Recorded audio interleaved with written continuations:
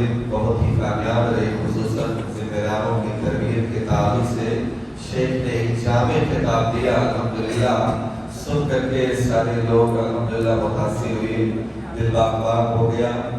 اس سے پہلے کہ میں اسے دوسری نشست کا آغاز کروں، میرے بھائیوں ہم اور آپ کو معلوم ہونا چاہیے کہ اس وقت کا جو ٹاپک ہے بہت اہم ٹاپک، موجودہ حالات اور ہماری ذمہ داریاں۔ اس وقت جو حالات ہمارے ملک کے چل رہے ہیں یا پورے دنیا میں مسلمانوں کے جو بھی حالات ہیں، اس وقت ہماری کیا ذمہ داری بنتی ہے، انشاءاللہ اسی ٹاپک پہ ہمارے شیخ بات کریں گے۔ دوسری نشست کا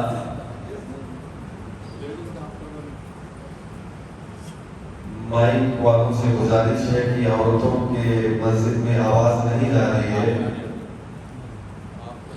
کوشش کریں آواز پہنچانے کی، شاید ابھی آواز آ رہی ہے۔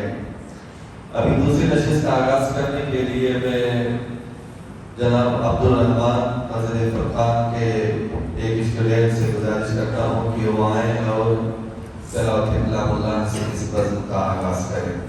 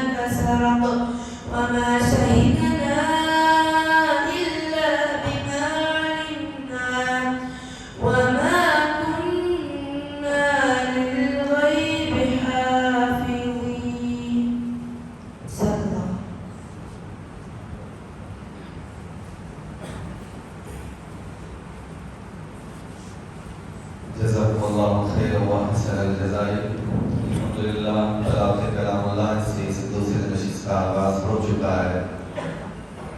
آپ حضرات کے سامنے اس سے پہلے کہ میں اپنے مہمان خطیب کو دعوت دوں، میرے بھائیوں ایک چھوٹی سی حدیث پر ہم اور آپ کو عمل کرنے کی ضرورت ہے۔ الحمدللہ ہمارے بیچ میں شیخ آئے تقریباً بہت ساری باتیں سن چکے ہیں اور ابھی سنیں گے، لیکن ہمارا کام صرف سننا نہیں ہے۔ اللہ کے نبی کی ایک حدیث سے بلغوا عنی ولو آیا، میری جانب سے پہنچا دو اگرچہ تمہیں ایک ہی آیت قاری کی کیوں نہ ہو۔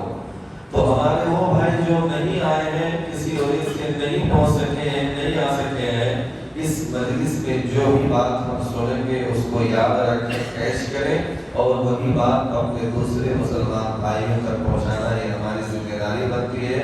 یہ نہیں کہ خود سن لیں اور پھر دوسروں تک نہ پہنچائیں، یہ ہماری ذمہ داری ہے۔ تو خصوصی طور سے آپ لوگوں سے گزارش ہے کہ دل جمعی کے ساتھ، سکون کے ساتھ، وقار کے ساتھ، اطمینان اور سنجیدگی کے ساتھ بیٹھیں اور شیخ کے بیان کو بغور سنیں اور پھر اس پر عمل کرنے کی کوشش کریں۔ میں حضرت شیخ مولانا حافظ عبدالحسین نوری مدنی حفظہ اللہ کو دعوت دیتا ہوں کہ شیخ تشریف لائیں اور اپنے مواد کی وضاحت کریں۔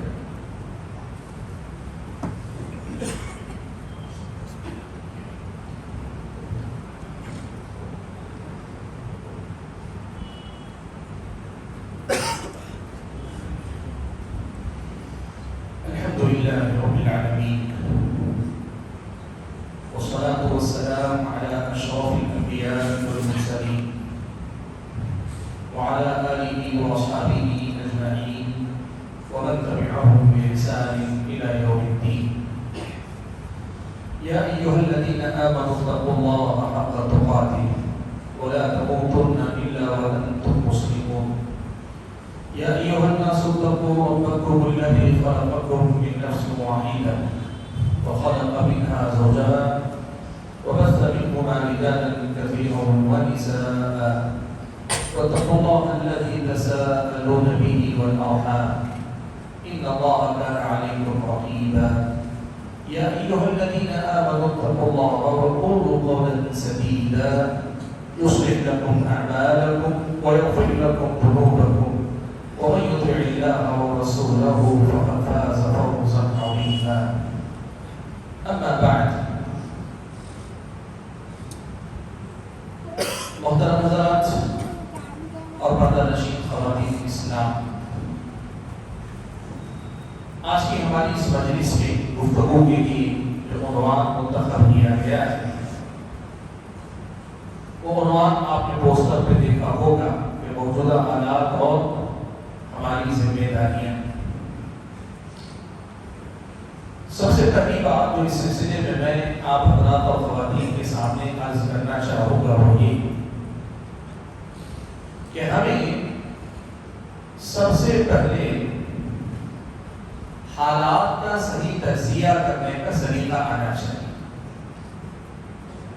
موجودہ حالات کی جب ہم بات کرتے ہیں تو ہمارے حالات کیا ہیں اس کا صحیح جائزہ لینے کا طریقہ آنا چاہیے.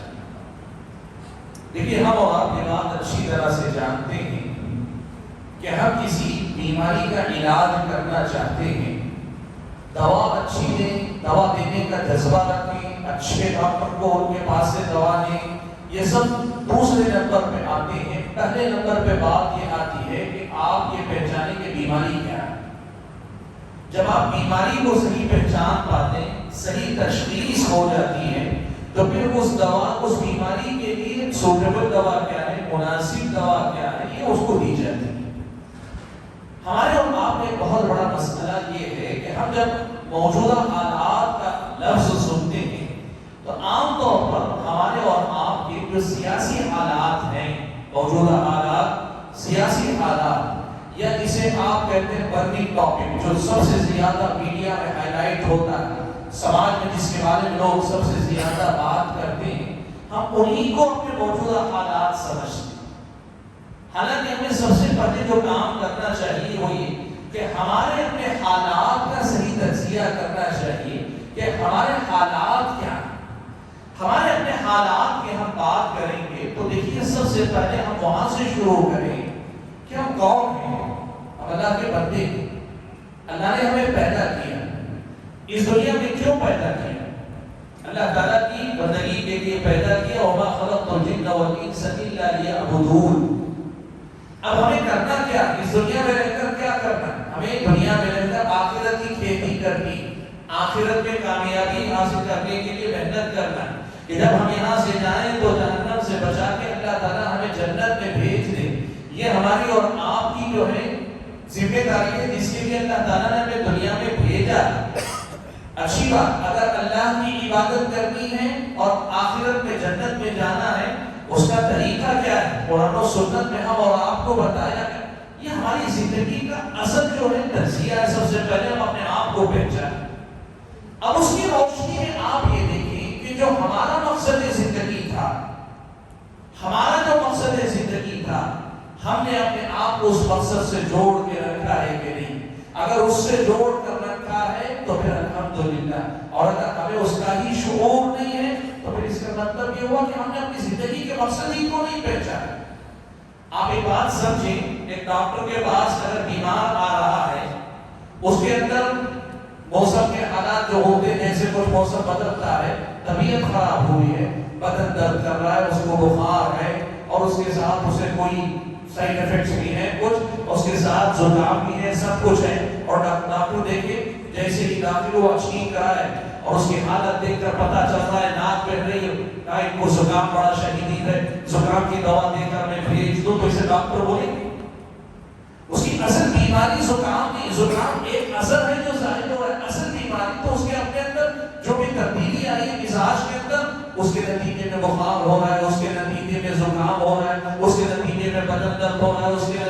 کچھ اور ہو رہا ہے.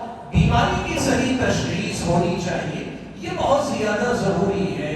اور اس کی روشنی میں جو سب سے پہلی بات آپ کے سامنے میں کہنا چاہوں گا کہ دیکھو بھائیو، ہم جب بھی حالات کی بات کرتے ہیں، موجودہ حالات یا حالات حاضرہ کی ہم بات کرتے ہیں، ہم ہمیشہ مسلمانوں کی سیاسی حالت کے خراب ہونے کا ہی تذکرہ کرتے ہیں.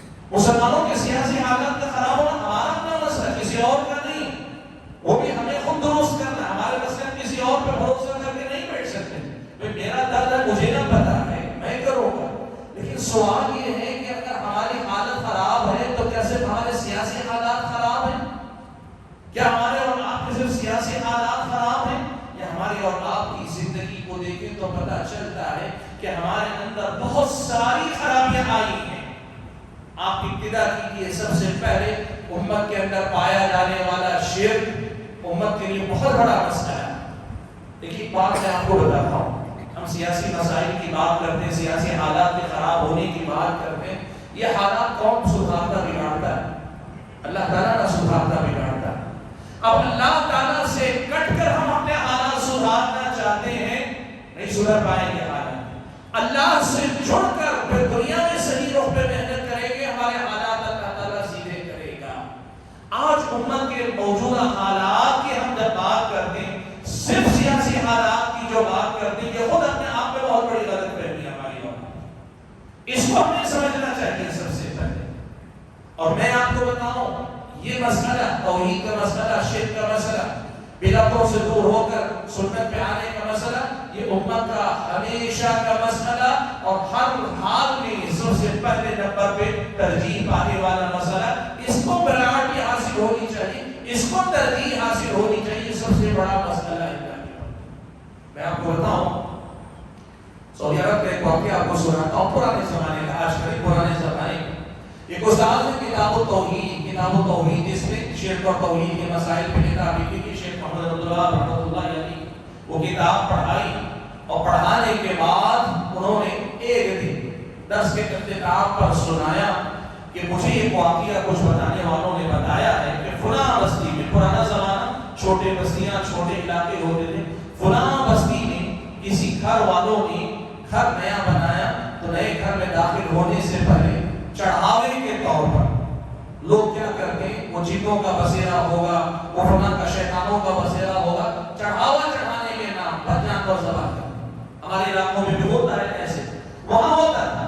استاد نے یہ کہا کہ سنا کہ فلاں بستی میں ایسا ہوا ہے کہ یہ گھر بنا تو جانور کو ذبح کر کے انہوں نے چڑھاوا چڑھایا اور اس کے بعد گھر میں گئے ہیں. تو اساتذہ استاد نے واقعہ سنایا تو طلبہ نے سارے کے سارے افسوس کیا. اللہ تعالیٰ کا ہماری قوم کو ہدایت دے گا. بہت افسوس کی بات ہے فلاں ہے کہ دوسرے دن استاد آئے اور انہوں نے ایک واقعہ سنایا. کہا آج خبر ملی ہے کہ فلاں بستی میں ایک ایسا نوجوان ہے جس نے اپنی ماں کے ساتھ بدکاری کی ہے، زنا کیا ہے. سارے طلبہ جیسے آپ میں سے بھی بہت ساروں نے کہا نا، آپ کو کون سا مسئلہ برا لگا زیادہ؟ دوسری بات زیادہ بری لگی نا؟ ان طلبہ کو بھی وہی بات بری لگے گا. ایسا کون کیا، کہاں کیا، چلیے ہم چلتے ہیں، جا کے ہم پکڑتے ہیں، دیکھتے ہیں کیوں کیا ہو. اتنا بھی کوئی کر سکتا ہے اپنے ماں کے ساتھ برائی ہی کرے؟ بھائی ایک بات آپ کو میں بتاؤں، شریعت مطہرہ کی نظر میں دونوں کے دونوں گناہ ہیں، لیکن دونوں گناہوں میں بڑا گناہ کون سا ہے؟ کون سا گناہ بڑا؟ کون سا گناہ؟ وہ جو پہلے دن غیر اللہ کے نام پہ جو چڑھاوا چڑھایا وہ گناہ بڑا، اور جو دوسرا گناہ ہوا وہ برا ہے، بڑا ہے، لیکن پہلے گناہ کے مقابلے میں کم تر ہے. برا ہے، بڑا ہے، لیکن پہلے گناہ کے مقابلے میں کم تر ہے. ہمارا ریاکشن، انہوں نے کیا کیا، طلبہ کا جب ریاکشن دیکھا تو کہا اتنی مرتبہ کتاب التوحید پڑھا لیا لیکن کام نہیں بنا، چلو تمہیں پھر سے کتاب التوحید پڑھا. یہ ہمارے قوم کی سچائی. اللہ کے بندوں، ہم نے شرک کو قبول کر لیا ہے یا اس کو اس طرح سے مان لیا کہ ابھی ہمارے سماج کا حصہ بن گیا. ہم اس سے کم تر درجے کی غلطیوں، گناہوں، نقصانات پہ زیادہ جذباتی ہو جاتے ہیں. شرک کے مسئلے کو ہم نے معمولی سمجھا ہوا، جبکہ شریعت مطہرہ کی روشنی میں دونوں کا گناہ کیا ہوگا.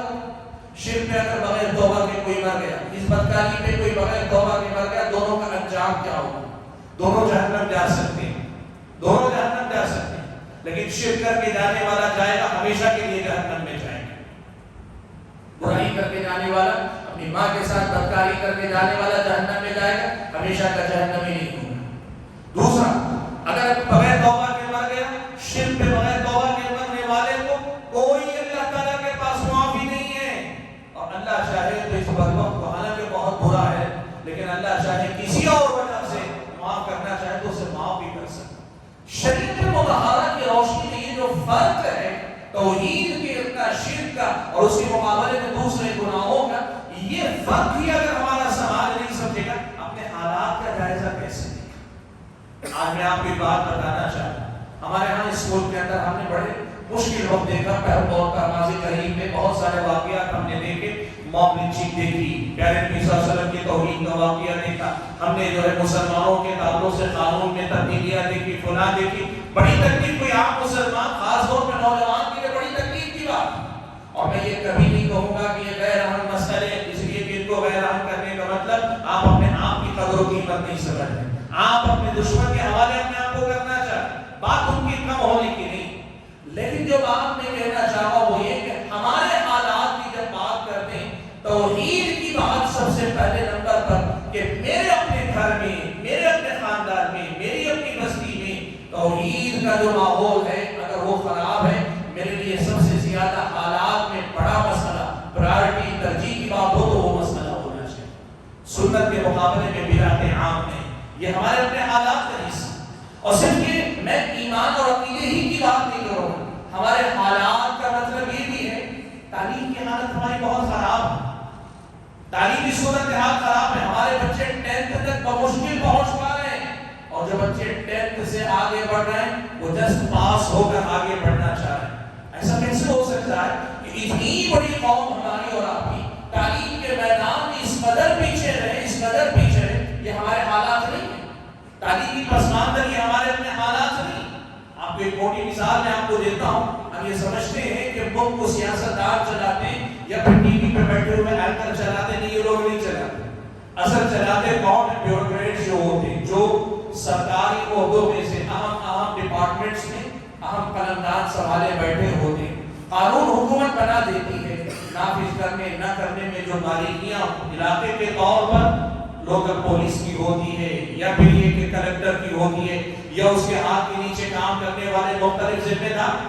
ہماری قوم کے بچے اگر پڑھیں گے نہیں تو بڑھیں گے کیسے؟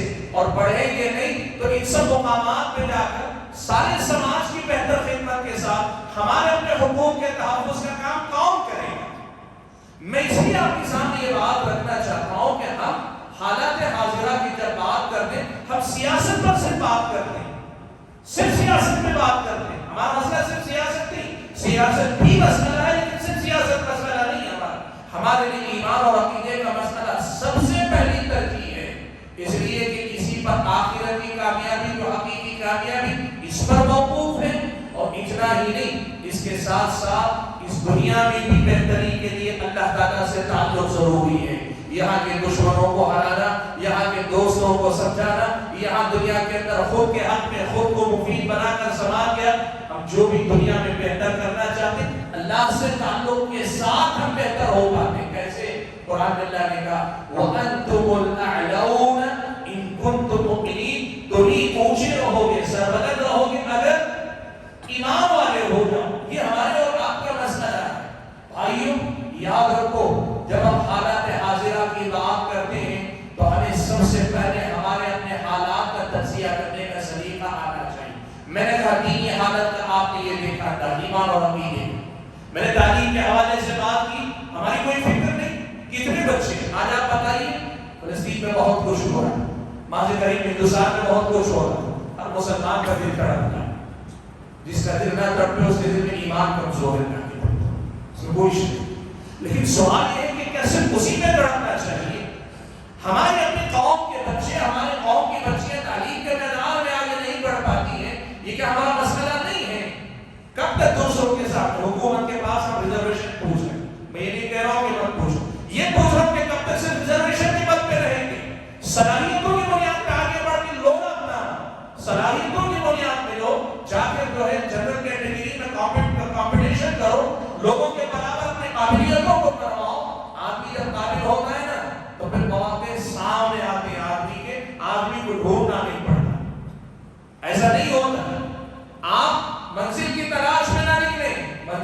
جستجو میں کیوں پھر رہا ہے راہی، اتنا عظیم بن جا کہ منزل تجھے پکارے۔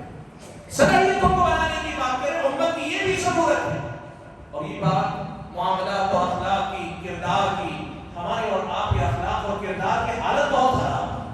ہم اور آپ مسلمان ہیں الحمدللہ، توحید بھی مانتے ہیں، رسالت بھی مانتے ہیں، یا تھوڑے بہت جو باتیں آپ دیکھتے ہیں کچھ لوگ جو ہے نام کو مانتے ہیں، کام کو نہیں مانتے، یا بہت سارے لوگ بدعتوں میں مبتلا، جو بھی ہے یہ مسائل ایمان اور عقیدے کے ہم نے پہلے نمبر پہ رکھ کے بات کی۔ اس سے آگے بڑھ کر اگر ہم دیکھیں ایک بڑا مسئلہ کہاں آتا ہے پتہ ہے؟ اسلام ہماری زبان پہ ہے، ہمارے کردار میں نہیں۔ اسلام ہماری زبان پہ، ہمارے کردار میں نہیں، اور اس کے نتیجے میں ہمارے اپنے حالات کے خراب ہونے میں بہت زیادہ آسانیاں پیدا ہوئی۔ آپ اور ہم ایسے کردار والے ہوتے، دیکھیے کوئی آدمی شریف آدمی، عزت دار آدمی، جس کو پوری بستی جانتی ہو کہ یہ بڑا اچھا آدمی ہے، اس پر کوئی آدمی غلط الزام لگائے تو آپ مجھے بتاؤ اسے اپنا دفاع کرنا پڑتا ہے یا بستی والے خود اس کا دفاع کرتے ہیں؟ کیا ہوتا ہے؟ مان لیا ایک آدمی بہت شریف، ساری بستی جانتی، بہت اچھا آدمی ہے، شریف آدمی، عزت دار آدمی، سب کا بھلا سوچتا ہے، فلاں کرتا ہے، اب اس کے بارے میں کسی نے کچھ کہہ دیا، غلط کہا، تو کیا اسے اپنے بارے میں آ کے وضاحت دینی پڑتی ہے، یا پھر بات اس تک پہنچنے سے پہلے بستی والے ہی اس کا دفاع کرنے لگتے ہیں؟ بستی والے دفاع کرتے ہیں۔ آج آپ بتاؤ اگر ہم اور آپ بحیثیت قوم مثالی کردار والے قوم بن جائیں، ہمارا اور آپ کا عمل ایسا مثالی ہو جائے کہ ہم کتاب و سنت کی تعلیمات کی عملی تصویر بن جائے، تو یہ جو ہمارے بارے میں کہا جاتا ہے یہ دہشت گرد ہیں، یہ سماج کے لیے بوجھ ہیں، یہ جو ہے غیر مسلموں کو مار میں کاٹنے والے رہے ہیں، آج بھی یہ سب کو مار میں کاٹنے ہی کی فکر میں رہتے ہیں، ان کی مسجدوں میں سب کو ہی بتایا جاتا ہے، ان کے مدرسوں میں بم بنائے جاتے ہیں، یہ جو پروپیگنڈا ہو رہا ہے، آپ کو معلوم ہے سماج کے طبقہ اسے قبول کر رہا ہے، پورے دن تو کچھ لوگ تو قبول کر رہے ہیں، آدھا سماج کو قبول کر رہا ہے۔ ایسا کیوں ہو رہا ہے؟ اس لیے ہو رہا ہے کہ ہمارے کردار کی، بہتر کردار کی چھاپ ہم لوگوں پہ نہیں چھوڑ سکے، ہم لوگوں پہ زیادہ اچھا اثر نہیں ڈال سکے۔ اگر ہم اچھا اثر ڈالتے نا تو جتنی باتیں لوگ کہتے ہیں ہمارے بارے میں سارے لوگ انکار کرتے ہیں۔ اسی وجہ ہے دیکھیے جو اتنے کے پڑھے لکھے اور سمجھدار لوگ ہیں غیر مسلموں میں سے، اور جانتے ہیں کہ مسلمان واقعتاً ایسے نہیں ہیں، وہ ہم سے زیادہ ہمارا دفاع کرتے ہیں۔ وجہ کیا ہے؟ وجہ یہ ہے کہ وہ ہمارے حالات کو جانتے ہیں، لیکن اگر ہمارا اور آپ کا کردار مثالی ہوتا، اخلاقی معاملہ ہمارا ٹھیک ہوتا، تجارت میں لین دین میں ہم بہت زیادہ اچھے ہوتے، تو پھر ہمیں شاید اس قدر زیادہ پریشان ہونے کی ضرورت نہ ہوتی۔ یہاں کے پروپیگنڈا کرنے والے خود اپنی منہ کی کھاتے یہاں کے غیر مسلم آپ کا دفاع کرتے، لیکن ہو نہیں پا رہا ہے، کئی جگہ پہ ہم ناکام ہو رہے ہیں۔ وجہ کیا ہے؟ ہماری یہ جو اجتماعی حالت ہے، سماجی سطح پہ ہمارا اور آپ کا جو ایک پہچان، ہماری اور آپ کی ایک شناخت جو ہے، وہ شناخت بھی بہت بگڑی ہوئی ہے اللہ کے بندے۔ میں آپ کو یہ بات کیوں بتانا چاہ رہا ہوں؟ پہلا مسئلہ میں یہ ذکر کرنا چاہ رہا ہوں کہ ہمارے اور آپ کے لیے حالات حاضرہ کے موضوع پہ جب بات کریں، سب سے پہلے اپنے حالات کا صحیح تجزیہ کرو۔ ہمارے ساتھ یہ جو مصیبتیں آزمائشیں آتی جاتی ہیں، ابھی فلسطین کا ہو رہا ہے، اس سے پہلے اور ہمارے اپنے ملک کے اندر ہوا، اس کے علاوہ دنیا کے دوسرے مقامات پہ ہم دیکھتے ہیں، سب سے زیادہ اس وقت صورتحال ایسی ہے کہ میں اکثر ایک جگہ کئی جگہ پہ بات کہی ہے کہ اس وقت پوری دنیا کے اندر مسلمان کو جس قدر زیادہ ڈسٹرب کیا جا رہا ہے اتنا کسی اور کو نہیں پہنچا ہے۔ ساری دنیا کو چیلنج ہے یہ دیکھ لے آگے، اس وقت ایک مسلمان کو جس قدر زیادہ ڈسٹرب کیا جا رہا ہے کسی اور کو نہیں کیا جاتا، اور میں بڑی ذمہ داری سے کہہ رہا ہوں ناحق کیا گیا۔ اگر واقعی مسلمانوں کی وہ ایسی غلطیاں ہوتی تو آپ سمجھ میں بھی آتی، لیکن ناحق کیا جا رہا ہے، کیا کچھ نہیں ہو رہا ہے۔ دیکھو آپ کو بتاؤں، اللہ کے نبی کی شان میں گستاخیاں ہو رہی ہیں، آپ بتاؤ کسی اور قوم کے مذہبی سیاسی لیڈر کی بھی ایسی بے عزتی کوئی آدمی کر رہا ہے جیسی بے عزتی اللہ کے نبی کی کر رہے ہیں؟ مذہبی رہنماؤں کی آپ بات ہے، کیا آپ نے دیکھا کبھی کسی اور مذہب کے، حضرت عیسیٰ کی کرسچنوں کے لیے، یا حضرت موسیٰ کی عیسائیوں کے لیے، یا ہندوؤں کے اپنے جو مذہبی رہنما، ان میں سے کسی کی ویسی توہین ہو رہی ہے جیسے اللہ کے نبی کی جاتی؟ نہیں ہوتی، نہ مسلمان کرتے نہ غیر ہی وہ کیا کرتے ہیں. سب سے زیادہ اللہ کے نبی کی شان میں گستاخی ہے. قرآن کو جلایا جاتا ہے, مصحف کی توہین کی جاتی ہے, قرآن کی بے حرمتی کی جاتی ہے. دنیا میں کسی اور کتاب کے ساتھ ایسا ہو رہا ہے, کسی اور مذہب کی کتاب کے ساتھ نہیں ہو رہا ہے. اسلامی شریعت کو مسلمانوں کو دہشت گرد اور دہشت گردی کا لیبل لگا دیا, اور ایسا لگتا ہے کہ دنیا کی ایک بڑی تعداد, خاص طور پہ جو مسلمانوں کے دل صاف نہیں رکھتے, ان کے پاس مسلمان اور دہشت گرد جو مترادف لفظ ہو گئے. دہشت گرد کا مطلب مسلمان, مسلمان کا مطلب دہشت گرد. یہ الزام لے کر جینا کوئی آسان کام تھوڑی ہے. نہ ہم یہ الزام لے کر جینا, مسلمان جی رہے, مسلمان کی پریشانی ساری دنیا میں مسلمانوں کو جتنا پریشان کیا جا رہا ہے کسی اور کو نہیں. اتنا ہی نہیں, آپ دیکھو خون خرابہ اگر ہو رہا ہے تو کس کا ہو رہا ہے؟ آپ پچھلے 20 سال میں دیکھ لو, دنیا میں مسلمانوں کا خون جتنا بہا ہے, دنیا کا 10% نہیں 5% بھی کسی اور قوم کا اتنا خون نہیں بہا جتنا مسلمانوں کا بہا. ملک تباہ ہوئے, کن کے ملک تباہ ہوئے لڑی گئی جنگوں میں, ملک کس کے تباہ ہوئے آپ یہ نوٹ کر کے دیکھ لو. یہ سارے کے سارے ہمارے اور آپ کے حالات ہیں. مسلمانوں کو سب سے زیادہ پریشان کیا جا رہا ہے, یہ سچائی ہے. لیکن بھائیوں مسئلہ یہ آتا ہے کہ یہ سارے حالات, چاہے آج کے فلسطین کے مسئلے کی یہ ساری باتیں, ہم اور آپ ان مسائل کا حل کہاں ڈھونڈتے ہیں اور کیسے ڈھونڈتے ہیں؟ ہم ان کا حل کہاں ڈھونڈتے ہیں, کیسے ڈھونڈتے ہیں؟ اکثر و بیشتر ہم صرف جذبات کی بات کرتے ہیں, اور جذبات جب عقل کے تابع رہے بڑی کام کی چیز ہے. جذبات کے آدمی کو حرکت میں لاتے ہیں, اصل جذبے ہی سے آدمی حرکت میں آتا ہے. لیکن جذبات کو عقل کے تابع رہنا چاہیے, اور عقل کو اللہ تعالیٰ کے دین اور شریعت کے تابع رہنا چاہیے. یہ ترتیب یاد رکھیے گا. آدمی عقل والا ہے تو صرف کیا کرتا ہے, ادھر ادھر کی چیزیں ڈھونڈتا رہتا ہے, وہ کبھی گہرے جذبات کو آگے بڑھنے نہیں دیتا. اور کئی بار آدمی جذباتی ہوتا ہے, اسے جو دماغ میں سمایا نکل جاتا ہے, سوچتا سمجھتا نہیں, نتیجے میں ہوتا یہ ہے کہ فائدے سے زیادہ نقصان اٹھانے والا بنتا ہے. اسلامی شریعت نے ہم اور آپ کو یہ سکھایا ہے کہ ہم اور آپ اپنے جذبات کے ساتھ اپنے عقل کو رکھیں, اپنے عقل کے ساتھ جوڑ کر رکھیں, اور جذبات اور عقل ان دونوں چیزوں کو کتاب و سنت کی تعلیمات کے تابع رکھیں. کوئی بھی مسئلہ کبھی بھی کہیں بھی پیش آئے, آسان طریقہ یہ ہے, اس لیے کہ یہ جو دین اللہ نے ہم اور آپ کو دیا ہے, اس دین میں اللہ تعالیٰ نے یہ کمال, یہ خوبی رکھی ہے کہ یہ دین ہمارے اور آپ کے حالات سنوار سکتا ہے, سدھار سکتا ہے, ہماری اور آپ کی بھرپور رہنمائی کر سکتا ہے. شرط یہ ہے کہ ہم اور آپ صحیح انداز سے کتاب و سنت سے جڑنے کا سلیقہ سیکھیں. آج میں بات آپ کے سامنے بڑی ذمہ داری سے کہہ رہا ہوں کہ سوشل میڈیا پہ زیادہ تر لوگ دینی علم سے نابلد لوگ ہیں. میں یہ نہیں کہہ رہا ہوں کہ جاہل گوار ہیں, نہیں, بہت پڑھے لکھے انٹلیکچوئل لوگ ہیں, لیکن دینی معلومات, دینی شریعت کی تعلیمات سے واقفیت کم رکھنے والے لوگ ہیں. اور اس کا نتیجہ یہ ہے, دیکھیے کہ ادھر کوئی اس کی سر مار رہا ہے, ادھر کوئی سر مار رہا ہے, کوئی اس کو کہہ رہا ہے, کوئی اس کو کہہ رہا ہے, کوئی تبصرے سب کر رہے ہیں. سوال یہ کہ سارے تبصروں کا حاصل کیا ہم کسی مسئلے کو حل کر پا رہے ہیں؟ نہیں کر پا رہے. بھائی اس کی وجہ یہ ہے کہ ہم جذبات ہیں, اور مسلمانوں کے بارے میں ویسے بھی کہا جاتا ہے یہ جذباتی قوم ہے. نہیں, صرف جذباتی نہیں, اللہ کا فضل و کرم, جذبات بھی رکھتے ہیں, ہم عقل بھی رکھتے ہیں, لیکن جذبات اور عقل سے بڑھ کر کتاب و سنت سے رشتہ ہمارا مضبوط ہونا چاہیے. جس دن ہم نے یہ سلیقہ سیکھ لیا نا, تو ہم اور آپ بڑی آسانی کے ساتھ اپنے مسائل کو حل کر سکیں. بھائیوں, میں بڑی تیزی کے ساتھ کچھ باتیں بڑی تیزی کے ساتھ رکھنا چاہتا ہوں. ہم کیا کریں کہ ہمارے حالات بہتر ہو سکیں.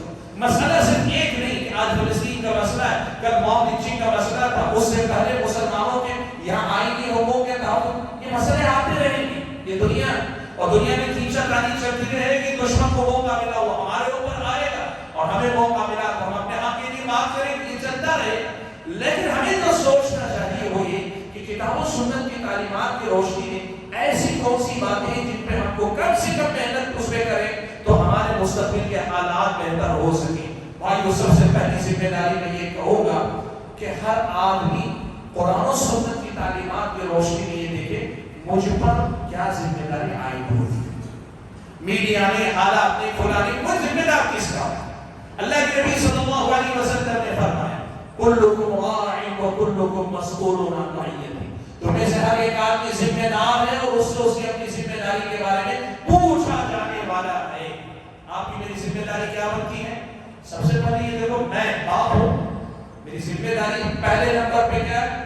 میرے بچوں کی، اور بچوں کی ذمہ داری سے مراد نہیں، لوگ بس اوقات کہتے ہیں ہر آدمی اگر اپنے گھر کے بارے میں سوچے گا تو امت کے بارے میں کون سوچے گا؟ نہیں اللہ کے بندو، اپنے گھر کے بچے کے بارے میں سوچنا یہ امت کے بارے میں سوچنے کی ابتدا ہے۔ یہاں میں اس طرح مسئلے کو سمجھاتا ہوں، سمجھیے، اس لیے کہ زمینی سطح پہ ہماری بہت بڑی کمزوری ہے، ہم ایران کی، توران کی، امریکہ کی، افغانستان کی باتیں کرتے ہیں، گھر پہ ہمارا کوئی کنٹرول نہیں، گھر میں ہماری کوئی توجہ نہیں، اس وجہ سے صرف باتیں ہوتی ہیں، کام کچھ نہیں ہوتا۔ اس کے مقابلے میں شریعت مطہرہ کا کام کیا؟ دیکھو آپ چھت پہ چڑھنا چاہتے ہیں اور چھت پہ سے ہی نظارہ دکھتا ہے، آپ سب سے اونچی بلڈنگ پہ چڑھنا چاہتے ہیں وہیں سے شہر پورا دکھتا ہے، لیکن کیسے چڑھیں گے؟ آپ ارادہ کرتے ہی اوپر پہنچ جائیں گے؟ نہیں، آپ کا کام ہوگا پہلی سیڑھی سے قدم رکھتے ہوئے چڑھیں گے، آپ پہلے فلور سے دوسرے، دوسرے سے تیسرے تک ہے، یہ ایک سسٹم اللہ نے دنیا میں رکھا ہے۔ آپ یہ بات یاد رکھیں بھائیوں، امت کے حق میں، میں کہہ رہا ہوں امت کے حق میں کرنے کا سب سے پہلا کام یہ کہ آپ اپنے گھر کو سنبھالو۔ آپ کا بچہ، آپ کی بچی، آپ کی بیوی، آپ کا اپنا گھر، یہ آپ کی سب سے پہلی ترغیب ہونی چاہیے کہ یہ فرض عین ہے آپ کے اوپر، آپ کی ذمہ داری ہے وہ۔ اللہ کے نبی نے فرمایا وَالرَّجُلُ رَاعٍ فِي بَيْتِهِ وَمَسْئُولٌ عَن رَعِيَّتِهِ، آدمی اپنے گھر کا نگران ہے، اس سے اس کے گھر کے بارے میں پوچھا جانے والا ہے۔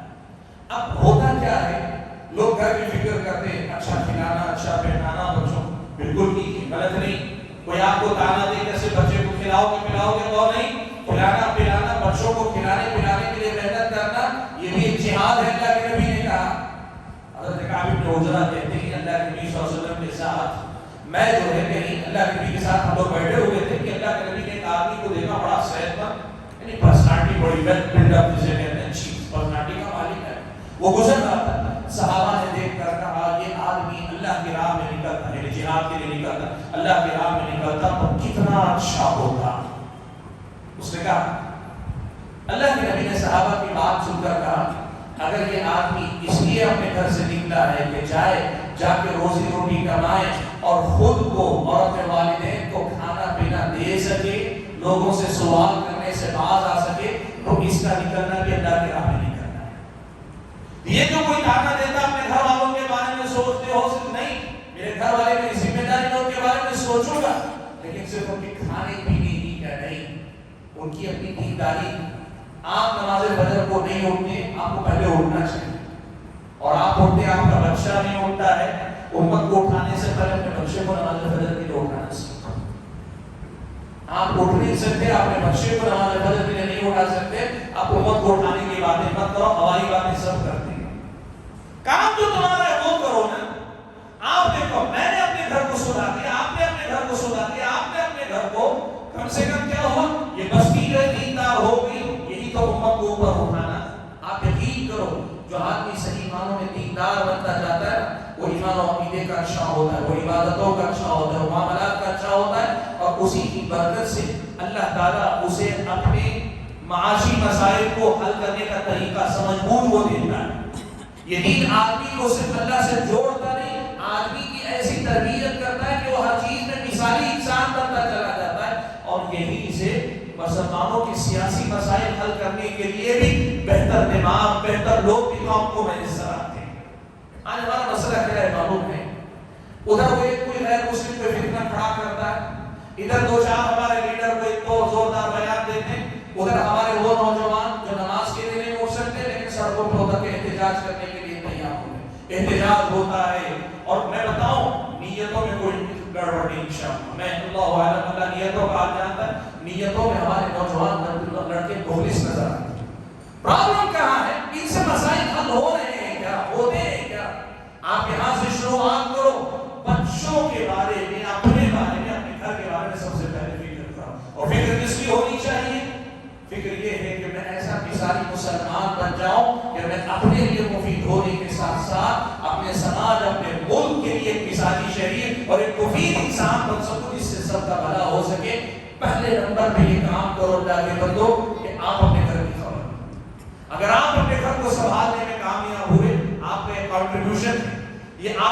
حصے داری ہے قوم کے حالات کی بہتری کے لیے. اب اس میں گھر کو سدھارنے کو وہ ساری باتیں, بچوں کو اچھا ایجوکیشن, اچھی تعلیم دو, اعلیٰ سے اعلیٰ تعلیم دو, اس کے ساتھ بچوں کا اخلاق اور کردار اتنا اچھا کرو کہ وہ جہاں رہے سماج کے لیے مفید بن کریں. یعنی مجموعی طور پر ایسی ہی کوشش کرو.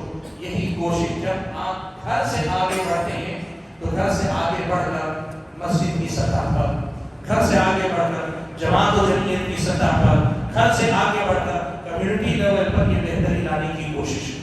یہ ہوتا ہے جس کو کہتے ہیں پہلے پایا ڈالنا, پھر اس پہ دیواریں کھڑی کرنا, پھر اس کے بعد چھت بنانا, اور پھر چھت کے اوپر کرسی جما کے بیٹھنا اور کہنا میں راجا ہوں, میں بادشاہ ہوں. باقی ہماری باتیں کرنا, ہم باتیں کرتے رہ جائیں گے, تبدیلی بڑی نہیں آئے گی. میں نے کہا نا کہ ہمارا مسئلہ یہ ہے کہ ہم حالات کے بہاؤ میں ایسے بہ جاتے ہیں کہ اصل کرنے کے کام سے غافل ہوتے ہیں. ایک کام یہ کہ ہر آدمی اپنے گھر سے پھر اپنی جماعت اور اپنے علاقے سے پوری کمیونٹی تک اس انداز میں پہنچنے کی کوشش کریں کہ ہم آج سے بہتر کل مسلمان, آج سے بہتر مسلمان کر رہیں گے, آج سے زیادہ بہتر اللہ کے بندے کر بنیں گے اور دوسروں کو بھی بنانے کی کوشش کرتے رہیں گے. یہ تبدیلی اصل میں لانے کی ضرورت ہے. یہاں سے ہمارے حالات کی سدھرنے کا آغاز ہوگا. دوسرا کام جو کرنا چاہیے وہ یہ, میرے بھائیوں, قوم کو دین سے جوڑ دے. یہ بڑا مسئلہ کئی اہل علم نے لکھا.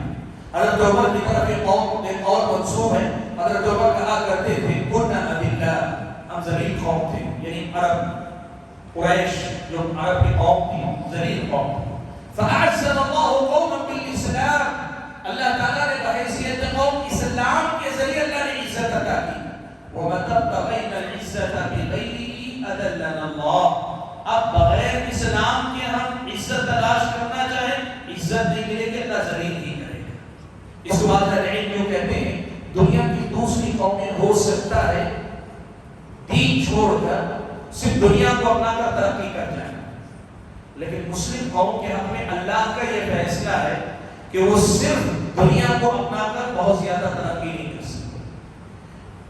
دین بھی دنیا کے ساتھ رہے گا, تبھی حقیقی کامیابی دنیا اور آخرت دونوں جگہ اللہ تعالیٰ عطا فرمائے گا. اس لیے کہ اللہ نے شرط کے طور پہ کہا وَأَنْتُمُ الْأَعْلَوْنَ إِن كُنتُم مُؤْمِنِينَ, اگر ایمان والے ہو تبھی تم سربلند ہو. اور اللہ نے کہا وَلِلَّهِ الْعِزَّةُ وَلِرَسُولِهِ وَلِلْمُؤْمِنِينَ, کا عزت اللہ کے لیے, رسول کے لیے, اس کے رسول کے اور مومنوں کے لیے عزت ہے. اللہ تعالیٰ نے کہا تو دنیا میں اللہ تعالیٰ نے دینداری سے جوڑ کر دنیا بہتر کرنے کا مسلمانوں کے حق میں وعدہ کیا. اب میں آپ سے ایک سوال پوچھتا ہوں, ایک ہماری مسلم قوم کا عام بچہ, اس کو ہم دینی تعلیم کہاں دیتے ہیں, آپ بتائیے کہاں دیتے ہیں؟ کیا ہمارے بچے جن اسکولوں میں پڑھتے ہیں وہاں کو دین کی تعلیم ملتی ہے؟ نہیں ملتی. اسکول عام طور پر کالجز سے یا کالجز کے بعد بلوغت کے بعد کیا ہمارے بچے دین کے لیے کچھ مستقل کورس وغیرہ کرتے ہیں, پڑھتے ہیں؟ کچھ نہیں. میں آپ کو بتاؤں موجودہ نظام اور سسٹم میں ہمارے بچوں کی دینی تربیت کہاں ہوتی ہے, یا تو ماں کی گود میں ہوتی ہے, اور ہماری ماؤں کی گود علم سے کتنی خالی ہے وہ ہم جانتے ہیں. ہمارا سماج کو ایسا عورتوں کو مسجد تک آنے دینا نہیں چاہتا, تو دین کہاں سے سیکھے گی بے شک, اور جب وہ خود دین نہیں سیکھے گی تو دین بچوں کو سکھائے گی کہاں سے؟ یہ ہماری قوم کی بہت بڑی سچائی ہے کہ بچوں کو گھر میں جو تعلیم ملنی چاہیے عام طور پر نہیں ملتی, اور جن گھروں میں مل رہی ہے, جن گھروں میں الحمدللہ مائیں دیندار ہیں, پڑھی لکھی ہیں, پریکٹیکلی بتائیں, عملاً بتائیں ہم اپنے بچوں کو کیا سکھا رہے ہیں, کتنا دین سکھا رہے ہیں. میں جو جانتا ہوں یہ قرآن نازلہ پڑھنا سکھاتے, کچھ دعائیں یاد کرواتے, کچھ آداب اور اسلام کی موٹی موٹی کچھ باتیں سکھاتے. یعنی اسلام کا وہ حصہ جو ہر مسلمان پہ فرض ہے وہ بھی ہمارے بچوں کو پورا نہیں مل پاتا ہے, اور ایسی ادھورے علم کے ساتھ یہ بچے بڑے ہو جاتے ہیں. آج کے بچے کل کے نوجوان, اور آج کے نوجوان کل کے سماج کے ماں باپ, اور کل کے ماں باپ آج کے ماں باپ کل جا کے ادھیڑ عمر اور کے ذمہ دار سرپرست سب ہو جاتے ہیں. دینی علم سے رشتہ کٹا ہوا ہے, اس کے لیے کیا کیا جائے؟ میرے بھائیو, اس کے لیے ایک بہت بڑا کام ہے جو کرنے کا ہے, وہ ہے مکاتب کے نظام کو مضبوط کرنا. مکتب یعنی مسجد کے اندر جو شروع میں صبح شام میں 1 گھنٹے کا جو مدرسہ چلتا ہے، آدھے گھنٹے کا بچے کے لیے جو مدرسہ چلتا ہے، وہ بہت بڑی ضرورت ہے اللہ کے بندوں۔ اگر مکتب نہیں تو کسی نے کہا انجمن کہتے ہیں اور کئی جگہ مدرسہ ہے، جو بھی آپ نام دے دیں، مقصد یہ ہے مکتب کے نظام کو مضبوط کرنے کی ضرورت ہے۔ میں پورے سسٹم کو مضبوط کرنے کی بات کر رہا ہوں۔ نظام پورا درست ہونا چاہیے مکتب کا۔ کیسے ہوگا؟ سب سے پہلے تو اس بات کو یقینی بناؤ کہ ہمارے اور آپ کے بچے لازماً مکتب آئیں گے، چاہے مکتب مسجد کا مکتب ہو یا کچھ نہیں تو باپ یا ماں بیٹھ کر بچے کو پڑھاتے ہو، یا ماں باپ نے کسی حافظ قرآن کو، کسی عالم دین کو گھر بلا کے پڑھاتے ہو۔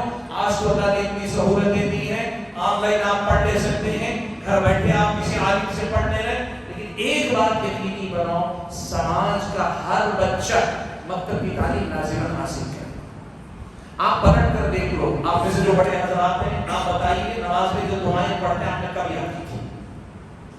کب یاد کی تھی آپ نے؟ آپ کے بچپن ہی میں، آپ کے بچپن میں ہی نا، ہو سکتا ہے مسجد کے امام صاحب نے یاد کروائی ہو، مکتب میں آپ نے پڑھی ہو، یا آپ کے والدین نے یاد کروائی ہو۔ آج پوری بات آپ پوری دیانتداری سے بتاؤ، وہ جو بچپن میں آپ نے سیکھے تھی، کم سے کم وہ صحیح ہے یا غلط ہے؟ جو پڑھ رہے ہیں صحیح ہے غلط ہے، اس کو درست کرنے کا بھی آپ کو زندگی میں موقع ملا آپ کو کبھی؟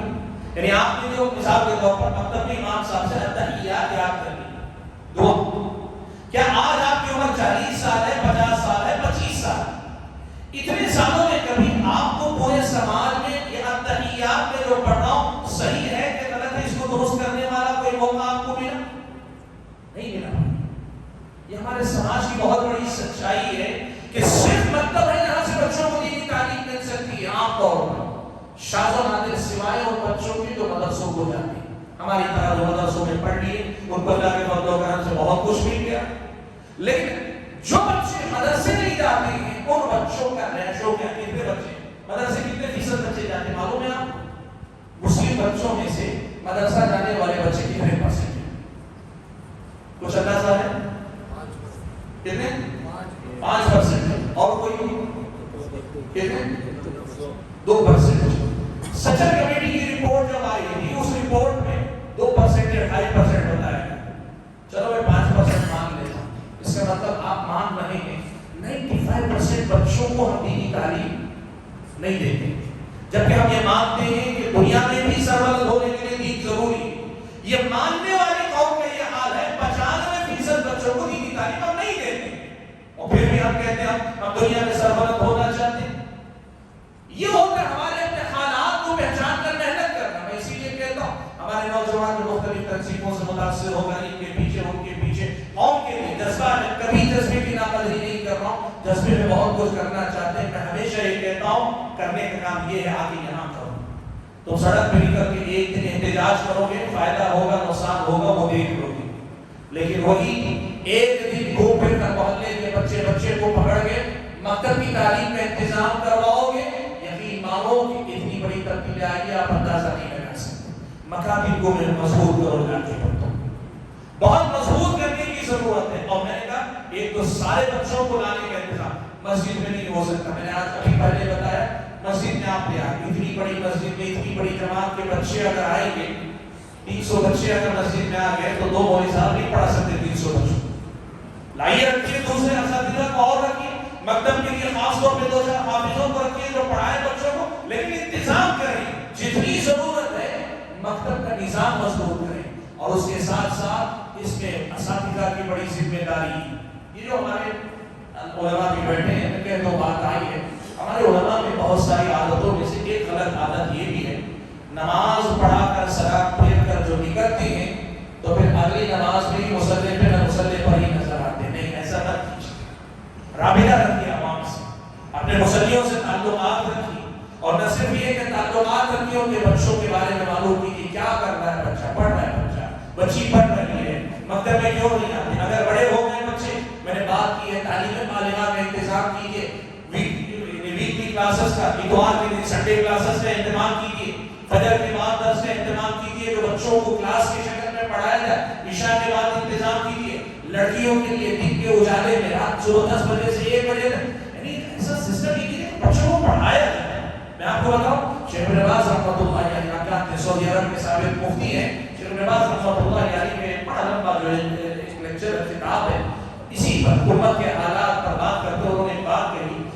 امت کے سارے مسائل کی بنیادی جڑ ہے امت کی جہالت. دین سے ناواقفی کی سب سے بڑی بنیاد ہے. اور دین سے ناواقفیت کے ساتھ دنیاوی علم سے ناواقفیت کی اور لوگ یعنی کیوں کہتے زیادہ دین ملتن مفلسین آٹا کیلا اور زیادہ بڑی مصیبت پیدا کر. میرے بھائیوں مکتب کے نظام کو مضبوط کیجیے. یہ دوسری اہم بات بتا رہا ہوں اور اس میں والدین کا مکتب کے اساتذہ سے تعلق رکھنا, ان کے ساتھ اچھا تال میل رکھنا. بچوں کو پڑھانے میں بچے کبھی سستی کرتے, کبھی چست رہتے, کبھی اساتذہ کا ساتھ دیتے, کبھی ساتھ نہیں دیتے. بچوں کی زندگی میں کیا کچھ چل رہا ہے. مکتب کے سسٹم کو آپ مضبوط کریں. آپ دیکھیں کتنی بڑی تبدیلی آپ کے سماج میں نظر آئے گی. تیسری بات آپ کے سامنے کہنا چاہتا ہوں اور یہ بڑی اہم بات آپ کے ساتھ. بھائیوں, مسلمانوں کے جب کبھی حالات خراب ہوتے ہیں نا تو ہر کسی کے جذبات میں غبار رہتا ہے اور یہ غبار ایمان کی علامت ہے. اسے کبھی غلط مت سمجھنا چاہیے. یعنی کسی مسلمان کو کہیں بھی تکلیف ہوتی ہے, ہمیں تکلیف محسوس ہوتی ہے, ایمان کی علامت ہے. یہ غلط نہیں ہے. لیکن اس مسئلے کو سمجھو, جب ہمارے اور آپ کے حالات کہیں اس طرح سے خراب ہوتے ہیں نا تو حالات خراب ہوتے ہیں تو ایسے موقع پر اکثر و بیشتر ہمارے اور آپ کے نوجوان جذبات کی رو میں بہہ جاتے ہیں. جذبات کی رو میں بہہ کر کئی بار ایسا ہوتا ہے کہ غلط لوگوں کے ہتھے چڑھ جاتے ہیں, غلط لوگوں کے ہاتھ لگ جاتے ہیں. ان کے جذبات کو کوئی اور کیش کر لیتے ہیں, ان کے جذبات کا کوئی اور استعمال کر لیتا ہے اور بظاہر لگتا ہے امت کی خدمت کے لیے کر رہا ہے. لیکن آپ یہ بات اگر سمجھ سکے تو سمجھیں کہ ایسی صورتحال ہے کہ ایسے جب کبھی سیاسی حالات بگڑ گئے نا تو ہوتا یہ ہے کہ سب سے پہلا کام ہوتا ہے نوجوانوں کو اپنی قوم کے ذمہ دار, چاہے وہ حکمران ہو مسلم حکومتوں میں یا غیر مسلم حکومتوں میں, اقلیتوں میں, امت کے علماء اور امت کے ذمہ داروں سے تنظیم کر کے الگ کر دیا جائے. بہت اہم مسئلہ ہے جو میں آپ کے سامنے رکھ رہا ہوں. اس کو آپ کو سمجھنا ہوگا. میری باتیں ہو سکتا ہے آپ کو وقتی طور پہ لگے کہ کچھ عجیب سی نئی سی ہے, لیکن آپ اس کو سوچ غور کر کے دیکھو کیا ہوگا. دیکھو میرے گھر میں آفت آئی ہے, ٹھیک ہے, میرے باپ میں کچھ کمزوری ہے, میرے بھائی میں کچھ کمزوری ہے, لیکن میرا گھر پورا میرا گھر ہے. میرے گھر کو توڑ کر کوئی میرے گھر کو نہیں بچا سکتا. باپ اور بیٹے میں دوری پیدا کر کے, بھائی اور بھائی میں دوری پیدا کر کے کوئی میرے گھر کو نہیں بچا سکتا. جو میرے گھر کو گھر کی حیثیت سے مضبوط کرتے ہیں انہیں گھر بچانے کی بات کرے وہی بچا سکتا ہے. یہ مسئلہ یاد رکھو بھائی.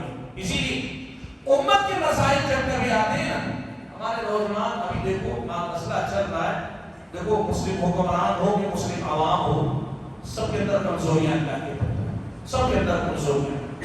لیکن ان کمزوریوں کے باوجود سچائی یہی ہے کہ ہم سب ایک دوسرے سے مل کے مکمل ہوتے ہیں.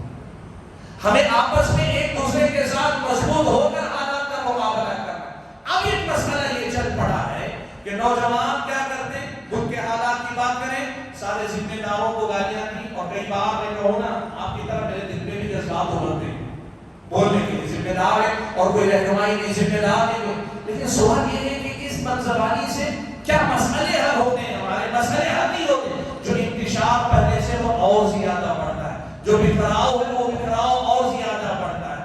بھائیوں میں کہنا یہ چاہتا ہوں کہ ایسے حالات میں آپ کو نوجوانوں کو امت کے علماء سے دور کرنے والے, نوجوانوں کو امت کے ذمہ داروں سے دور کرنے والے, نوجوانوں کو مسلم حکمرانوں سے دور کرنے والے یہ امت کے خیر خواہ نہیں ہو سکتے. یہ آپ کو اچھی طرح سے سمجھنا چاہیے, آپ کو اچھی طرح سمجھنا چاہیے. میں کبھی یہ نہیں کہہ رہا ہوں کہ یہاں کے حکمران ایک دم فرشتہ صفت ہے اور ابو بکر عمر کی سیرت لے کے آپ کے ساتھ چل رہے ہیں. ہرگز میرا یہ کہنا نہیں. میں یہ نہیں کہہ رہا ہوں کہ امت کے علماء ماشاءاللہ پوری ذمہ داری نبھائیں, یہ بھی میرا دعویٰ نہیں ہے. میں یہ کہہ رہا ہوں جو کیا جا رہا ہے اس سے مسئلے حل نہیں ہوتے, اس سے اور بگڑتے. اللہ کے بندو, طریقہ ہونا کیا چاہیے, آپس میں ایک دوسرے کے ساتھ مل کر چلو. بگڑا ہے سدھرا ہے, کم سے کم یہ ہوگا کہ ہمارا گھر جو ذرا بہت ڈھیلا ہو چکا ہے ٹوٹ کے بکھرے گا نہیں. لوگ یہ سمجھتے ہیں کہ گھر میں باپ کو ہٹا دیں گے, کسی اور کو باپ بنا کے رکھ دیں گے, گھر سمجھ جائے. گھر نہیں رہتا ہوں. بھائیوں کو بانٹ دیں گے پھر اس کے بعد گھر بنا دیں گے, نہیں ہوتا. گھر ایسے نہیں بنتے. اللہ کے بندے, یہ سب پوری دنیا کے اندر مسلم حکمران. آپ کو معلوم ہے کل کل معلوم ہے مسلم حکمرانوں مسلم ملکوں کا باقاعدہ جدہ کے اندر اجتماع ہوا، کئی چیزیں ایجنڈے پہ تھی کہ کن ایجنڈوں پہ بات کر کے اتفاق کرنا ہے، ان پر اتفاق نہیں ہو سکتا، جبکہ وہ اتفاق ساری لوگوں کی خواہش کی کیسا ہو جائے تو کتنا اچھا ہو جائے، فلسطین کے مسلمانوں کی اتنی بڑی مدد نہیں ہو سکتا۔ اب اس کی وجہ جو بھی نہیں ہو، سوال یہ پیدا ہوتا ہے اب اس میں تبصرے کر کے کیا فلسطین کے مسلمانوں کا بھلا ہوگا؟ بات یہی نہ ہے کہ ہمیں فلسطین کے مسلمانوں کی مدد کی بات کرنی ہے، لیکن ہم بات کر رہے ہیں اس نے یہ نہیں کیا، اس نے وہ نہیں کیا، ٹھیک ہے اس کے نہیں کرنے پہ اب بات کر کے آئندہ مسلمانوں کا کچھ بھلا ہونے والا۔ دیکھو یہ بکھری ہوئی امت سے اور بکھرنے والی غلطیاں مت کرو، یہ بہت بڑا مسئلہ ہے اور ایک اہم بات اور آپ کے سامنے میں رکھنا چاہتا ہوں انہی سیاسی حالات کے حوالے سے۔ میرے بھائیو دیکھو، جب کبھی حالات بگڑتے ہیں نا تو بگڑے حالات میں کئی لوگ آپ کے دشمن ہیں جو آپ سے اپنا مطلب نکال لینا چاہتے ہیں، یہ آپ کو یاد رکھنا پڑے گا۔ دیکھیے میں بات بتاتا ہوں، آپ نے جو ہے بہت زیادہ کتابیں بھی پڑھی ہوگی، فلمیں بھی دیکھی ہوگی، باپ میری آپ سے دشمنی ہے کسی مسئلے کی وجہ سے، آپ کے بیٹے کو دیکھا آپ کی کسی حرکت کی وجہ سے ناراض ہے تو پھر میں کوشش کرتا ہوں آپ کے بیٹے سے دوستی کروں اور دوستی کر کے اسے یہ احساس دلاؤں کہ تم جو کر رہے ہو صحیح کر رہے ہو، تمہارا باپ غلط ہے۔ میں اس کے ذریعے کیا کر رہا ہوں؟ آپ کے گھر کا بھلا کر رہا ہوں یا آپ کا بھلا کر رہا ہوں؟ نہیں، آپ کے باپ سے بدلہ لینے کے لیے میں آپ کو استعمال کر رہا ہوں۔ یہ گھروں میں دنیا میں چلتا ہے یہ سب کچھ، بھائی کو بھائی کے خلاف، مجھے دشمنی بڑے بھائی سے، چھوٹے بھائی سے دوستی کر کے اس کے خلاف ورملاتے اتنی دوری لے آتا ہوں کہ اس کی دشمنی جو ہے نکل جائے۔ میں آپ کو اس وقت بتانا چاہوں گا کہ جب کبھی ایسے برے حالات ہوتے ہیں تو غلط افکار والے، غلط نظریات والے لوگ آپ کے ہمارے اپنے نوجوانوں کو اچک لیتے ہیں، اس کی طرف سے حالات حاضرہ میں چوکنا رہنا پڑے گا۔ میں ایک مثال دیتا ہوں، ابھی بنگلور کی بھی بات کرتا ہوں۔ 4 دن پہلے ایک ہفتہ ہوا لگ ایک ہفتہ پہلے ایک کال مجھے آیا، کہا کہ آپ سے ملنا ہے اور ملنا یہ ہے کہ مجھے اپنے بھائی کو آپ سے ملوانا ہے۔ میں پوچھا کیوں؟ کہا کہ میرا بھائی جو ہے وہ یہ کہہ رہا ہے کہ میں شیعہ ہو جاؤں، اور وہ ہو گیا۔ کیوں ہو گیا؟ کیا مسئلہ ہے؟ کہا کہ فلسطین میں مسلمانوں کا کے حالات خراب ہیں اور مسلمانوں کے حالات خراب ہو رہے ہیں تو صرف ایران اکیلا ہے جو فلسطین کے ساتھ کھڑا ہے، باقی کوئی ان کے ساتھ نہیں کھڑا ہے، اس لیے میں جو ہے سمجھتا ہوں کہ میں شیعہ ہو جاؤں گا۔ وہ شیعہ ہو گیا۔ اب اس کو کیا کہیں؟ پہلی بات تو یہ کہ میں آپ کے سامنے رکھوں گا کہ میڈیا کے پروپیگنڈے سے آگے جا کے حقیقتوں کو تلاش کریں۔ میرا عنوان وہ نہیں ہے، ورنہ میں بڑی تفصیل کے ساتھ آپ کے سامنے یہ بات رکھتا کہ اس وقت سعودی عرب کی بات ہو یا دیگر مسلم ممالک کی بات ہو، سب لوگ اپنے اپنے طور پر جو کر رہے ہیں اس کی تفصیلات آپ کی نظر میں ہونی چاہیے۔ یعنی مالی اعتبار سے جو مدد سعودی عرب کی طرف سے کی گئی، سعودی عرب کے وزیر خارجہ نے امریکہ یا دوسرے جن کے ساتھ ان کے معاہدے ہیں ان سے ملاقات کر کے دباؤ بنانے کی جو کوشش کر رہے ہیں، وہ ساری خدمات اپنی جگہ۔ ایران کا ایک بہت بڑا طریقہ یہ ہے، وہ ہمیشہ بیان زوردار دیتا ہے، کام کچھ نہیں کرتا ہے۔ یہ پوری تاریخ ہے اللہ کے بندے، پوری تاریخ ہے کہ بیان زوردار دیتا ہے، عملی اقدام کچھ نہیں کرتا۔ ابھی دن کے کل کے پروگرام کل اور میٹنگ ایران نے یہ کہا، یہ تجویز پیش کی وہاں کے رئیس صدر نے جو ذکر کیا، کہا کہ اسرائیلی فوج کو دہشت گرد فوج قرار دے دیں۔ اب بین الاقوامی سطح پہ نظام ہے، سسٹم ہے، بین الاقوامی نظام اور سسٹم ہے کہ کسی ملک کی فوج ہوتی ہے تو ملک کی فوج پر یہ ٹائٹل لگا نہیں سکتے آسانی سے۔ وہی کوئی تنظیم اگر ہے تو تنظیم پہ ٹائٹل آرام سے لگا دیتے، دنیا کا نظام ایسے چلتا ہے۔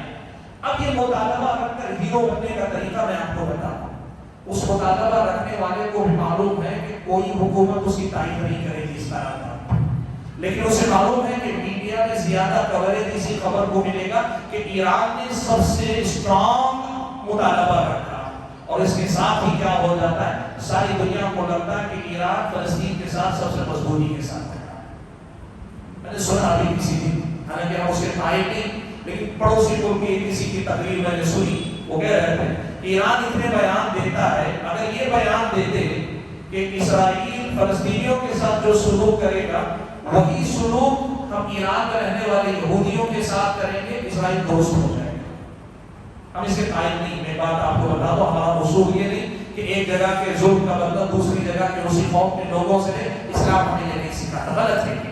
لیکن میں بتا رہا ہوں آپ کو کہ بیان کی بات اگر ہو کہ اگر معلوم ہے آپ کو اسرائیل کے بعد سب سے زیادہ عیسائی, سب سے زیادہ یہودی ایران میں رہتے ہیں. اس نے کہا ایران اتنے بیان دیتا ہے, اتنے بیان دینے کی وجہ صرف ایک بیان یہ دے دے اور اس پر اقتدام کر لے کہ فلسطین کے مسلمانوں کے ساتھ اسرائیل کا جو سلوک ہوگا وہی سلوک ہم یہاں کے یہودیوں کے ساتھ کریں گے تو اسرائیل ٹھیک ہو جائے گا. لیکن وہ ایسا بیان نہیں دے گا اور شراب اسے دینا بھی نہیں چاہا, اسے قائم نہیں. میں بتانا یہ چاہ رہا ہوں کہ یہ جو بیان بازی جو ہوتی ہے نا, حالات حاضرہ کی جب بات آتی ہے ہمارے نوجوان انہی سب چیزوں کے دیوانے ہیں, انہی سب چیزوں سے متاثر ہے. اور وہ بہت آدمی دیکھیے اس کو اس کا بھی پتہ نہیں ہے کہ کون واقعی معنوں میں فلسطین کے مسئلے کی مدد کر رہا ہے. آپ کو شاید معلوم ہے کہ نہیں معلوم ہے, سعودی عرب کا جو اس کے اپنے ملک کا سالانہ بجٹ جو ہوتا ہے نا, ہر سالانہ بجٹ میں ایک مصرف فلسطین کے مسلمانوں کے اخراجات پہ ہوتا ہے. بجٹ میں ان کے ہوتا ہے, وہ دنیا کی کسی اور ملک میں نہیں. سعودی عرب اتنا سب کچھ کر کے بھی لوگوں کی نظر میں بدنام ہے اور ایران بیان دے دے کر لوگوں کو متاثر کرتا ہے. میں سیاسی پہلوؤں کی طرف چھوڑ کر بات یہ کرنا چاہتا ہوں آپ کے سامنے, حالات حاضرہ میں لوگ حالات کا استعمال کر کے غلط عقائد, غلط نظریات سے کیسے اپنے نوجوانوں کو متاثر کر دیں, اس پہ آپ کو نظر رکھنی ہوگی. آپ کو نظر رکھنی ہوگی. آپ کو معلوم ہے اس ملک کے اندر ہوتا تھا, مسلمانوں کے ساتھ ظلم ہوا, زیادتی ہوئی, ہم ڈنڈے کی چوٹ پہ کہتے ہیں. معاملی جن ظلم تھا اور کرنے والے ظالم تھے, اس میں خاموش رہنے والے, قرار واقعی سزا نہ دینے والے, ان کو سیاسی طور پہ سپورٹ کرنے والے سب ظالم تھے, سب اس میں شریک تھے, اس میں کوئی طور پہ بات نہیں. لیکن ہوا کیا معلوم ہے, ایسے ہی واقعات کا حوالہ دے کر اس ملک کے اندر بعض تنظیموں نے مسلم نوجوانوں کو بہکا کر اس ملک کے اندر بدامنی پیدا کرنے کے منصوبے بنائے. اب عملاً کچھ کیا کہ نہیں کیا وہ اللہ جانے, لیکن بلا مبالغہ ہزاروں نوجوانوں کو جیلوں میں داخل کرنے کا سبب بن گئے. آج ان نوجوانوں کے بارے میں کوئی پوچھتا نہیں. میں اگر آپ سے پوچھ لوں, آپ کو کچھ اندازہ ہے شموگا کی جیل میں اتنے ایسے نوجوان ہیں جو اس قسم کے الزامات میں کے پھنسے ہوئے, کوئی ایک مجھے بتا دے, پتا بھی نہیں آپ لوگوں کو, اور مجھے بھی نہیں پتا. اسی لیے میں بھی یہاں کے حالات نہیں. بنگلور کے بارے میں بہت ساری باتیں مجھے پتا ہے, بنگلور کے بارے میں مجھے بہت ساری باتیں پتا ہے, میں بنگلور کا رہنے والا ہوں. بتانا کیا چاہتا ہوں, ایسے جب حالات خراب ہوتے ہیں تو خراب حالات میں کچھ غلط لوگ اپنے اپنے نظریات کے حساب سے آتے ہیں. آپ کے نوجوانوں کے جذبات کا جو اعمال ہوتا ہے اس کا استحصال کر کے اپنے مقاصد حاصل کرنا چاہتے ہیں, چوکنا نہیں اس کی طرف سے. رہی بات آخری بات جو میری سماج سے متعلق میں کہنا چاہوں گا وہ یہ کہ موجودہ حالات میں جب خاص طور پہ ہم سیاسی حالات ہی کی بات کریں ہمیں کیا کرنا چاہیے. بھائیو دیکھو, ہماری امت کا ایک بہت بڑا مسئلہ یہ ہے کہ ہم چائے کی دکان پر بیٹھنے والے سے لے کر ڈرائیور سے لے کر آٹو رکشا ڈرائیور سے لے کر اوپر تک سب لوگوں کے پاس امت کے مسائل کے حل کا اپنا اپنا لگے جگہ. یہ کرنا چاہیے, وہ کرنا چاہیے, ایسے کر دینا چاہیے, ایسے کر دینا چاہیے.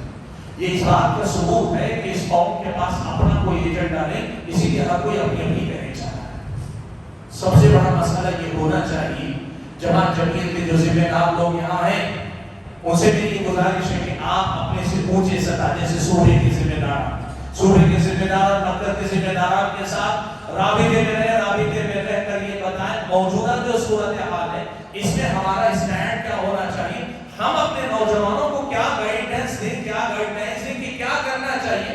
اس لیے کہ میں اپنی جگہ, آپ اپنی جگہ منمانے کام کرتے رہیں گے, چیزوں کو کام ہوگی, مسئلہ حل نہیں ہوگا. مسئلہ حل کرنے کا طریقہ ہوتا ہے کہ سب کی آواز جہاں تک ہو سکے ایک آواز بنا کر ہم اقدام کرنے کی کوشش کریں. موجودہ حالات میں فلسطین کے لیے مثال کے طور پر سب سے پہلے نمبر پر آپ اس حقیقت کو پہچانیے کہ اسرائیل ظالم ہے, فلسطینی مسلمان مظلوم ہیں, فلسطینی مسلمان مظلوم ہیں. اس حقیقت میں آپ کو کوئی شبہ نہیں رہنا چاہیے. دوسرے نمبر پر آپ کو اس بات کا خیال رکھنا چاہیے کہ آپ کی دعاؤں میں کم سے کم آخری درجہ سارے فلسطینی مسلمانوں کے لیے نہیں بلکہ جو بھی مظلوم ہیں, چاہے وہ مسلم ہی کیوں نہ ہو, ناحق جو لوگ ستائے جا رہے ہیں ان کے حق میں دعا اور ظالم کے حق میں تو دعا مجھے کرنی چاہیے کہ کم سے کم کام ہے. تیسرے نمبر پر آپ کا کام کیا ہے, آپ کے جو ذمہ دار ہیں ان ذمہ دار سے مراد جو سیاسی طور پہ اثر انداز ہو سکتے ہیں ان تک پہنچ کر یہ کوشش کیجیے کہ ہماری آواز ہماری قوم کے ہمارے اپنے ملک کے رہبروں تک پہنچائیں کہ وہ مظلوموں کے ساتھ کھڑے ہوں، ظالموں کے ساتھ مت کھڑے ہوں. ہم کوشش کریں. ہم نے اپنے سے اوپر والوں تک بات پہنچی الحمدللہ. انہوں نے اوپر نہیں پہنچائی وہ ذمہ دار ہوگی، لیکن ہم نے اپنا فرض نبھایا. پورے زور کے ساتھ آپ اپنے سے اوپر والے ذمہ داروں تک پہنچ کر اپنی بات رکھنے کی کوشش کی. مثال کے طور پر آپ ہیں یہاں کے دوسری دیگر دینی جماعتوں کو سب کو مل کر بات کیجیے، بات کر کے یہاں کے جو سیاسی ذمہ دار ہیں، لیڈر ہیں آپ کے، چاہے ایم ایل اے یا پی سی بات ہو یا کوئی اور ان تک پہنچ کر بات کریں کہ اس مسئلے میں مسلمانوں کی بھی نمائندگی کیجیے کہ آپ سب کے نمائندے بات کیجیے. میں یہ کہنا چاہ رہا ہوں کہ آپ اپنے آپ کو یہ دیکھیں کہ شرعاً اور قانوناً آپ کے لیے جن چیزوں کی گنجائش نہیں کرتی آپ اس کے دائرے میں رہ کر کام کریں. بہت سارے لوگ یہ بات نہیں سمجھتے. وہ سمجھتے ہیں کہ جب قانون کے دائرے میں رہ کر کرنے کی بات کی جاتی ہے تو یہ حکومت سے ڈرنے کی بات ہے. یہ حکومت سے ڈرنے کی بات ہے، یہ شریعت کی پابندی کی بات ہے. اسلامی شریعت کے اصول میں بتاؤں، آپ اگر سورہ انفال پڑھیں گے، اللہ نے کہا وَإِنِ اسْتَنصَرُوكُمْ فِي الدِّينِ فَعَلَيْكُمُ النَّصْرُ. تمہارے جو مسلمان بھائی ہیں کہیں ستائے جا رہے ہیں، تم سے مدد طلب کرتے ہیں، تم پر ان کی مدد کرنا فرض ہے. آگے اللہ نے فوراً کہا إِلَّا عَلَىٰ قَوْمٍ بَيْنَكُمْ وَبَيْنَهُمْ مِيثَاقٌ. ہاں اگر وہ ستانے والے یا وہ جو پریشان ایسی قوم سے تعلق رکھتے ہیں جن کے ساتھ تمہارا عہد و پیمان ہے، تمہارا معاہدہ ہے، تو پھر تم معاہدے کو نظر انداز کر کے ان کی مدد نہیں کر سکتے. یعنی آپ ہندوستان میں رہتے ہیں، ہندوستان میں رہتے ہوئے شہری کے طور پر آپ کا یہاں کے ملک کے قانون کے ساتھ ایک عہد ہے. آپ اس قانون کو توڑ کے جا کے کسی کی مدد کرنے کی بات کریں، شرعاً آپ کے لیے اس کی اجازت نہیں ہے. سمجھو یہ اس مسئلے. آپ کو معلوم ہے اللہ کے نبی صلی اللہ علیہ وسلم نے صلح حدیبیہ کے موقع پہ اتفاق کر لیا کہ کوئی مسلمان اگر بھاگ کر آیا تو مسلمان واپس بھیج دیں گے اسے، اور کوئی مسلمان اگر یہاں سے بھاگ کر گیا تو مشرک واپس نہیں بھیجیں. ہوا کیا؟ اللہ کے نبی مدینہ میں ہیں، کچھ مسلمان بیچارے بھاگ کر آئے، اللہ کے نبی نے مدینے میں رہنے کی اجازت نہیں دی، واپس نکل جاؤ. مسلمان مظلوم مسلمان اور جان بچا کے اللہ کے نبی کے پاس مدینہ پہنچ گئے، لیکن اللہ کے نبی نے کہا کہ ان سے ہمارا معاہدہ نہیں. بات آپ کے سامنے رکھنا چاہتا ہوں کہ ایسی آیتیں پڑھ کر کئی لوگ یہ کہتے ہیں کہ اب تو ہم مسلم نوجوان پہ جہاد فرض ہے، پہلے فرصت میں فلسطین جانا چاہیے. نہیں، اللہ کے بندوں ایسے نہیں. میں نے بتایا آپ کو اس سے پہلے علماء سے اپنا رابطہ، اپنے ذمہ داروں سے رابطہ مضبوط رکھو، تبھی یہ سارے فتنے آپ کے سامنے کھول کر آئیں گے. بتانا یہ ہے میرا آپ کے سامنے کہ آپ ان مسائل کو سمجھیں کہ ہمارے پاس اللہ نے جو امکانات دیے وہ امکانات کی روشنی میں ہم کوشش کریں گے اور فلسطینی مسلمانوں کی امداد کے لیے یہاں سے قانون کے دائرے میں اگر کوئی دروازہ کھلتا ہے، کھولا جا رہا ہے، یا بین الاقوامی سطح پر بھی جو معتبر ادارے ہیں جہاں سے واقعی ان مسلمانوں کی مدد ہوتی ہے جو بیچارے ستائے گئے، واقعی ان کی مدد کی کوئی صورت حال ہو سکتی، مالی مدد بھی کیجیے. لیکن ان سب چیزوں کے اندر خیال رکھنا چاہیے کہ آپ کہیں بیوقوف نہ بنا دیے جائیں، کوئی آپ کے جذبات کا، آپ کے مال کا، آپ کے اپنی جو بھی خدمات ہے ان کا غلط فائدہ اٹھانے والا نہ بن جائے. ان باتوں کا آپ کو خیال رکھنا چاہیے. حقیقت یہ ہے کہ حالات حاضرہ کے حوالے سے بہت ساری باتیں کہنے کی تھی، لیکن مجھے اندازہ تھا کہ آج زیادہ لمبی گفتگو نہیں کر پاؤں گا، اس لیے صرف میں نے یہ کہنا ہوگی بات، میں نے صرف ان باتوں کو رکھنا مناسب سمجھا جن پہ کم سے کم ہم کو فوری طور پر محنت کرنے کی ضرورت ہے. میں نے کہا اپنے گھر کو صفا کیجیے، نہیں بلکہ اس سے میں حالات کا صحیح تجزیہ کیجیے. دوسرے نمبر پر میں نے کہا اپنے گھر کو صفا کیجیے. تیسرے نمبر پر میں نے کہا مکتب کے مسئلے کو سنبھالیے. اور اس کے بعد میں نے خاص طور پہ سیاسی حالات جب بگڑتے ہیں کیا کیا ہمارے ساتھ ہوتا ہے اس حوالے سے کچھ باتیں رکھی. ان باتوں کی روشنی میں اپنی ذمہ داری سمجھ کر ادا کرنے کی کوشش کیجیے. اللہ تعالیٰ سے میری دعا ہے کہ اللہ تعالیٰ مجھے اور آپ سبھی حضرات اور خواتین کو جو کچھ ہم کہتے ہیں اور سنتے ہیں، کہنے اور سننے سے زیادہ رحمت پیدا ہونے کی توفیق عطا فرمائے. آمین. وآخر دعوانا ان الحمد للہ رب العالمین.